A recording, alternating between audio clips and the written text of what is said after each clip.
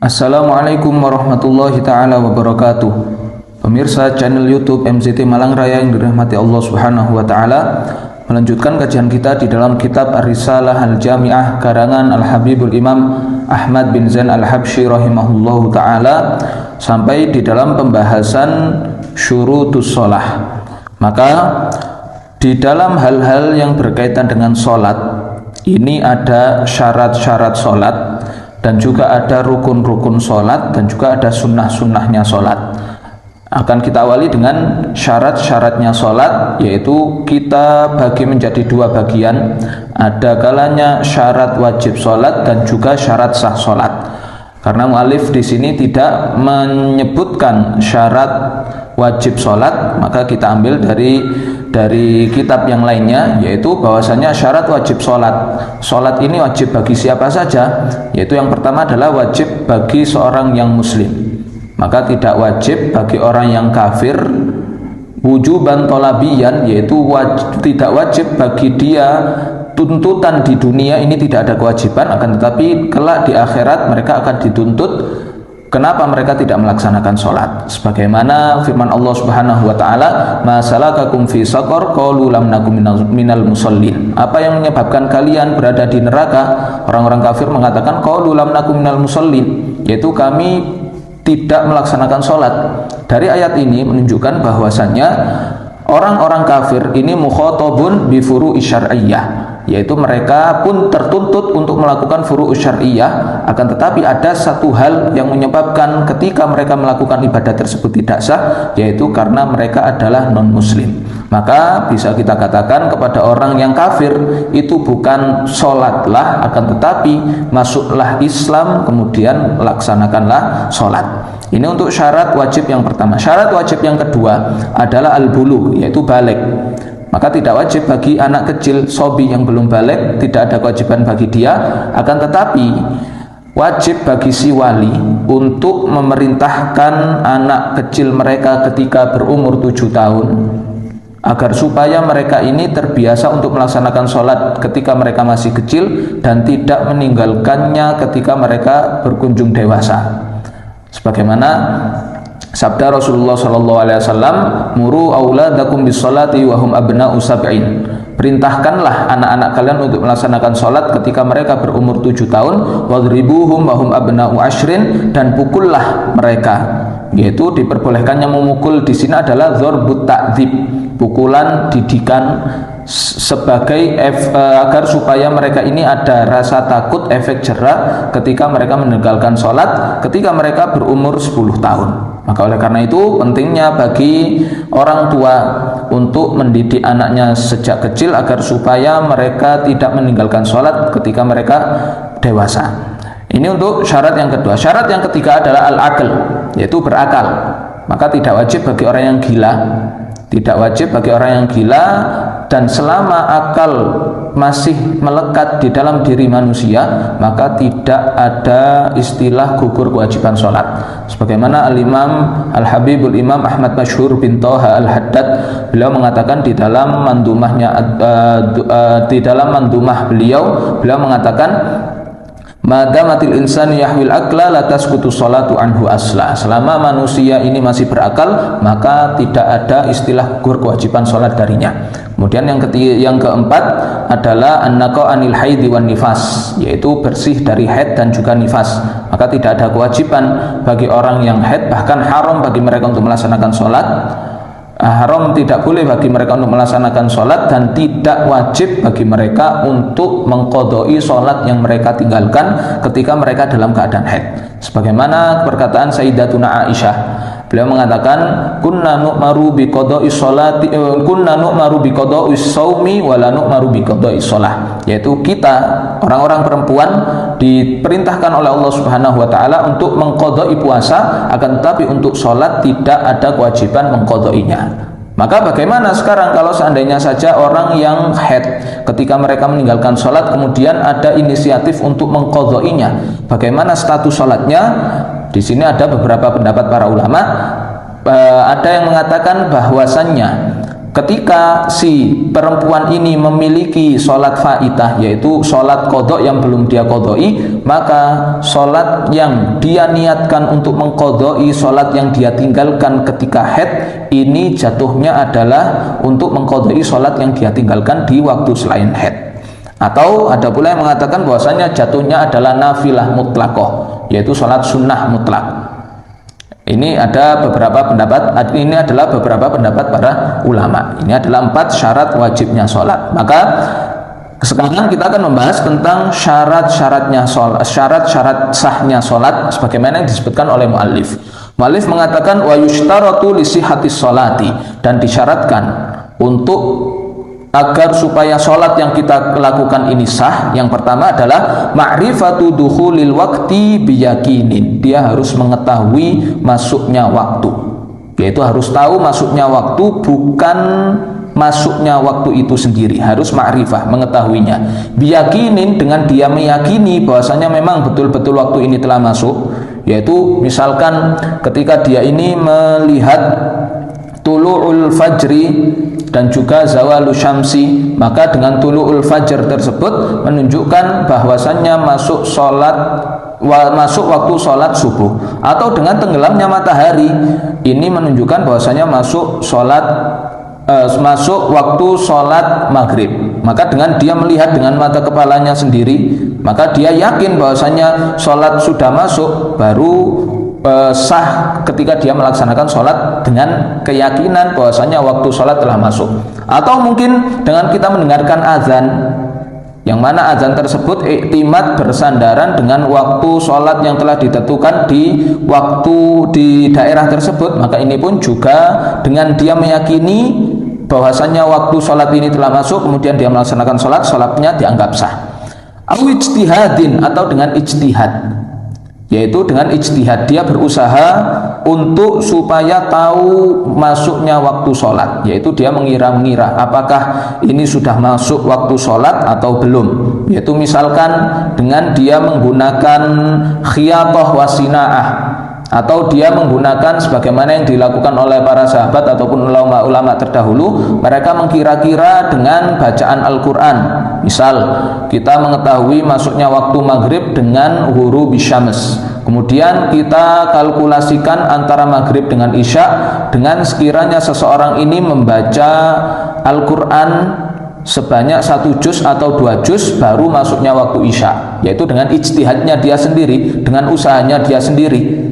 Maka di sini ketika dia melaksanakan sholat, kemudian ketika dia melaksanakan sholat dengan mengetahui masuknya waktu dengan ijtihad, maka sholatnya dianggap sah. Atau dzon, atau dia mengira masuknya waktu, yaitu dengan mentaklid kepada orang yang mujtahid, mentaklid kepada orang yang berusaha untuk mengetahui masuknya waktu.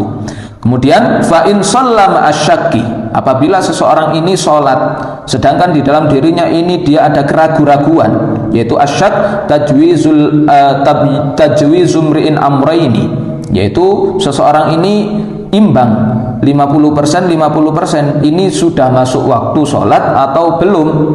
Maka kemudian dia melaksanakan sholat, lam tasih sholatuhu, maka sholatnya di sini tidak sah, walaupun seandainya saja sholat yang dia lakukan ini sesuai dengan waktunya, sesuai dengan waktunya, menunjukkan bahwasannya syarat daripada sahnya sholat itu adalah ma'rifatu dukhulil waqti, bukan masuknya waktu itu sendiri. Dia harus tahu, entah itu dia yakin bahwasannya waktu sholat telah masuk, atau dia berijtihad, berusaha untuk mencari khobar bahwasannya waktu sholat ini pun juga telah masuk, atau dia zon, yaitu mengira, yaitu dengan dikabari oleh orang yang mana orang ini adalah seorang mujtahid, untuk dia ini berusaha untuk mencari masuknya waktu sholat, kemudian dia mengikuti orang tersebut, maka di sini dianggap sah, yaitu selama ada 3 kemungkinan ini, yaitu yakin, entah itu dengan ijtihad atau dengan dzon. Ini adalah maratib ma'rifatu dukhulil waqti, karena sholat ini adalah sebuah ibadah yang memiliki waktu-waktu tertentu, sebagaimana Allah Subhanahu wa taala berfirman, innas sholata kanat 'alal mu'minina kitaban mauqutan. Kemudian bagaimana sekarang? Kalau kita sekarang ini iktimatnya adalah dengan jam, atau iktimatnya atau kita mengikuti dengan azan yang ada, maka dengan jam ataupun azan ini adalah martabah yang pertama, yaitu kita meyakini bahwasanya waktu sholat ini telah masuk. Yaitu karena jam-jam sekarang dengan teknologi yang makin berkembang setiap tahunnya, ini dengan adanya jam menunjukkan waktu sholat, atau kemudian dengan adanya azan menunjukkan waktu sholat, ini bisa kita gunakan sebagai sandaran ma'rifatu dukhulil waktu, kita mengetahui masuknya waktu. Ini adalah syarat yang pertama. Untuk syarat yang kedua, wa yushtaratu aidan ma'rifatul qiblah, disyaratkan pula yaitu harus mengetahui arah kiblat, harus mengetahui arah daripada kiblat, yaitu istiqbalul kiblah. Kiblat yang dimaksud di sini adalah Ka'bah, sebagaimana Allah Subhanahu wa taala berfirman kepada Nabi Muhammad SAW, fawalli wajhaka syatral masjidil haram, yaitu menghadaplah engkau ke arah Masjidil Haram. Bagaimana cara kita mengetahui arah kiblat ini? Yang pertama adalah, di sini pun juga ada martabah-martabahnya. Yang pertama adalah al-ilmu bin nafsi, yaitu dia melihat Ka'bah di depan mata kepalanya sendiri, atau ketika seseorang ini berada di depan Ka'bah secara langsung, maka ini wajib dia untuk menghadap ainul kiblah. Akan tetapi ketika dia berada jauh dari Ka'bah, maka di sini menurut jumhurul ulama mengatakan bahwasanya cukup kita menghadap ke jihadul kiblah atau arah kiblat saja, walaupun tidak lurus ke ainul kiblah. Yaitu cukup ketika, sama halnya ketika kita berada di Indonesia, kita lihat di peta bahwasannya Ka'bah itu berada di sebelah barat, maka cukup kita menghadap ke barat, ini sudah cukup untuk menunjang keabsahan sholat kita, yaitu ma'rifatul kiblah, mengetahui arah kiblat. Sedangkan untuk mengetahui arah kiblat ini biru'yatin aw lamsin, entah itu dia melihat secara langsung atau dengan ikhbaru thiqah an musyahadah, yaitu ada orang yang memberitahu dia bahwasanya di sanalah arah kiblat, atau dia ini berijtihad, yaitu dia berusaha untuk mencari arah kiblat. Adapun ikhbaru thiqah ini bisa kita aplikasikan di zaman sekarang ini dengan adanya jarum kompas. Dengan adanya jarum kompas, yang mana kompas ini bisa menunjukkan arah mata angin, maka ini pun bisa kita gunakan sebagai patokan. Atau dengan ijtihad, yaitu dia berijtihad, dia berusaha untuk mencari arah kiblat, atau dia mentaklid orang yang thiqah, yaitu misal dia berada di sebuah daerah yang tidak diketahui arah kiblat, kemudian ada orang yang melaksanakan sholat, kemudian dia ikut orang menghadap apa yang dihadap oleh orang yang melaksanakan sholat tersebut, maka di sini sudah cukup kita mengetahui arah kiblat. Kemudian selanjutnya wajibu satrul aurati bisatir, yaitu syarat yang selanjutnya adalah wajib untuk menutup aurat dengan penutup. Yang dimaksud aurat di dalam bab ini, di dalam bab sholat ini adalah ma yajibu satruhu, sesuatu yang wajib untuk ditutup. Wa yahrumun nadharu ilaiha, ini nanti akan kita bahas di dalam fiqhul munakahat, yaitu sesuatu yang wajib untuk kita tutup. Aurat laki-laki ataupun perempuan di dalam sholat, untuk laki-laki mabaina surrah wa rukbah, antara pusar sampai lutut. Untuk perempuan adalah seluruh badannya kecuali wajah dan juga kedua telapak tangan. Adapun syarat daripada penutup yang disyaratkan yang disyaratkan di dalam sholat ini, yaitu yang pertama adalah ayakuna jirman, harus berupa ada ainnya, yaitu harus berupa benda. Maka tidak cukup bagi orang yang melumuri badannya misalkan dengan henna, kemudian tertutup anggota badannya, atau dia melumuri badannya dengan cat atau dengan digambar badannya, kemudian tertutup warna tubuhnya, warna kulitnya, maka di sini tidak cukup karena syaratnya harus berupa jirib, yaitu ada ainnya, ada bentuknya. Kemudian yang kedua adalah tohir, harus suci. Yang ketiga adalah ayyashmulal wajibu satruhu, harus mencakup semua anggota yang wajib untuk ditutup, yaitu tidak terlihat dari atas ataupun tidak terlihat dari samping.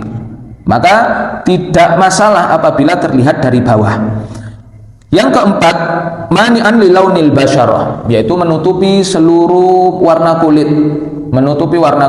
Yaitu misalkan seseorang menggunakan pakaian yang mana pakaian tersebut tembus pandang, walaupun menutup kulit, walaupun menutup tubuh, akan tetapi di sini tidak dianggap sebagai satrul aurah, tidak dianggap sebagai menutup aurat karena warna kulitnya ini masih bisa terlihat. Kemudian yang kelima adalah muhiton, yaitu muhit, mencakup atas dan juga samping. Untuk yang bawah ini tidak wajib untuk ditutup. Adapun di dalam kaidah dikatakan mala yatimul wajibu illa bihi fahuwa wajib, sesuatu yang tidak sempurna sebuah kewajiban kecuali dengan sesuatu tersebut, maka sesuatu itu pun juga hukumnya adalah wajib. Begitu pula di dalam satrul aurah, ketika kita tidak sempurna apabila kita hanya menutup sampai kita batasi dengan pusar dan lutut, maka di sini melebihkan, ini hukumnya adalah wajib untuk menyempurnakan menutup hal itu.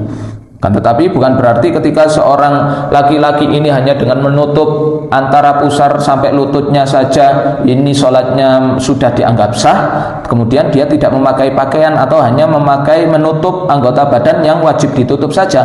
Karena disebutkan di dalam perkataan para ulama bahwasannya al-adabu fil amal alamatu qabulil amal, yaitu adab di dalam kita melakukan sebuah ibadah, kita di dalam melaksanakan sholat, kita menghadap Allah Subhanahu wa taala, maka seharusnya kita menggunakan pakaian yang pantas, pakaian yang sopan, pakaian yang mana pakaian tersebut bukan hanya menutup aurat saja, akan tetapi menutup seluruh bagian, seluruh badan yang hendaknya ditutup, yaitu sebagaimana khudu zinatakum inda kulli masjid, yaitu kita harus menggunakan pakaian yang betul-betul sopan dan pantas untuk kita menghadap pada Allah Subhanahu wa taala. Wa yajibu satrul aurati bisatirin tohirin, harus yang suci, mubahin, yaitu mubah. Akan tetapi untuk syarat mubah di sini ternyata untuk menunjang keabsahan sholat ini tidak diharuskan mubah. Walaupun misalkan seseorang ini melaksanakan sholat dengan menggunakan pakaian yang mana pakaian tersebut ini gosok, ini kan haram hukumnya. Sholatnya tetap sah walaupun dia menggunakan pakaian yang gosok atau dia menggunakan pakaian yang milik orang lain tanpa seizinnya. Ataupun ketika seseorang ini menggunakan, seorang laki-laki di dalam syariat haram bagi dia untuk menggunakan harir, menggunakan sutra, maka ketika dia melaksanakan sholat menutup auratnya dengan sutra, ini tetap sholatnya dianggap sah, tapi hukumnya haram karena dia menggunakan sutra. Kemudian untuk syarat selanjutnya adalah wajibu raf'un najasati minas thawbi wal badani wal makan, wajib untuk menghilangkan najis di pakaian, apa yang menempel di dalam tubuh kita, wal badan, dan juga badan. Badan ini mencakup dalam hidung atau mulut, ataupun mungkin batinul ain, mata, ataupun seluruh badan kita. Maka ketika seseorang ini di giginya misalkan ada darah, maka wajib untuk dia sucikan dulu. Ketika dia melaksanakan sholat dengan ada masih belum disucikan, maka sholatnya ini dianggap tidak sah karena batinul fam ini termasuk daripada badan yang wajib untuk disucikan ketika kita melaksanakan sholat. Wal makan, dan juga tempat yang wajib untuk disucikan ini adalah area kita melaksanakan sujud, yaitu tangan yang bersentuhan dengan tangan ketika kita sujud, yang bersentuhan dengan dahi ketika kita sujud, ataupun yang bersentuhan dengan kaki ketika kita berdiri, dan yang bersentuhan dengan lutut ketika kita melaksanakan sujud. Dan misalkan seseorang ini melaksanakan sholat, sedangkan di tempat sujudnya ini ada najis, dan najis tersebut ini muhadah atau lurus dengan dadanya, maka di sini dianggap sah sholatnya selama najis itu tidak menyentuh badannya. Karena yang dimaksud tempat yang harus suci ini adalah tempat sujud yang ketika orang yang melaksanakan sholat ini sujud, wajib area tersebut disucikan. Adapun ketika dia melaksanakan sholat di area yang mungkin banyak daripada najis, di sini hukumnya adalah makruh, termasuk daripada kemakruhan ketika kita melaksanakan sholat. Kemudian selanjutnya wayajibu alal qadiri ayyusalliyal fardhu qa'iman. Wajib bagi orang yang mampu untuk berdiri untuk melaksanakan sholat fardu dalam keadaan berdiri, yang mampu. Ketika dia tidak mampu untuk melaksanakan sholat secara berdiri, maka boleh bagi dia untuk duduk, ataupun ketika dia tidak bisa duduk, ittija, yaitu melaksanakan sholat dengan miring, dengan tidur miring, atau kemudian ketika dia tidak mampu, maka dia dengan tidur terlentang. Kemudian ketika dia tidak mampu dengan tidur terlentang, tidak bisa menggerakkan tubuhnya, tetap wajib bagi dia untuk melaksanakan sholat di dalam sholat fardu. Adapun di dalam sholat sunnah, maka di sini boleh bagi orang yang walaupun dia mampu untuk melaksanakan sholat dengan berdiri, tapi dia duduk, maka di sini diperbolehkan. Ini adalah syarat-syarat yang wajib dipenuhi sebelum seseorang melaksanakan sholat. Adapun mu'allif mengkategorikan qa'iman, berdiri di dalam sholat ini termasuk syarat dan di dalam kitab-kitab yang lainnya mungkin qa'im, berdiri ini adalah sebagai rukun, maka syarih Al-Imam Nawawi Al-Bantani beliau di sini mengatakan wala alla hikmatu dzikrihi huna wa lam yadhkur fi arkanis shalah ma'a annahu ruknun fil fariidah. Dan mungkin hikmah disebutkannya qiyam, berdiri di dalam sholat ini termasuk syarat, bahwasanya padahal di dalam kitab-kitab yang lainnya mungkin disebutkan qiyam ini termasuk daripada rukun. Kenapa? Annahu qablan niyati wat taharrumi fiha syartun, bahwasannya berdiri ini disyaratkan sebelum seseorang ini melaksanakan niat di dalam sholat dan juga ketika takbiratul ihram. Oleh karena itu di sini mu'allif mengkategorikan qiyam termasuk daripada syarat yang harus dipenuhi sebelum orang ini melaksanakan sholat, dan juga ketika seseorang melaksanakan sholat, ketika dia mampu untuk berdiri di dalam sholat fardu, maka wajib bagi dia untuk berdiri. Mungkin ini adalah syarat-syarat yang wajib untuk dipenuhi bagi orang yang ingin melaksanakan sholat. Mudah-mudahan apa yang kita sampaikan ini ada guna dan manfaatnya. Wallahul muwaffiq ila aqwamit thoriq. Assalamualaikum warahmatullahi taala wabarakatuh.